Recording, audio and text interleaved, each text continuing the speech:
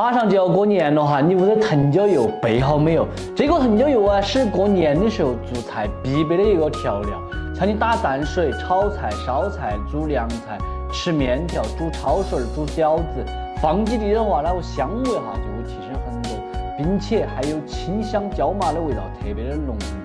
如果你还没吃过的，那么更加要去告一下了，因为吃一次就会让你喜欢上的味道。我们来看看配料表，只有鲜藤椒跟菜籽油，让你吃得放心。倒出来看看油品的话，也是清亮，能够闻到藤椒的芳香跟椒麻，这个才是真正厨房必备的高品质好的藤椒油。这个腰麻的藤椒油啊，我一直在用，你看嘛，这都已经用完了2瓶了。马上这不是过年了嘛，然后又买了2瓶过年用。我晓得哈，超市里头这种腰麻的藤椒油啊卖得非常的贵，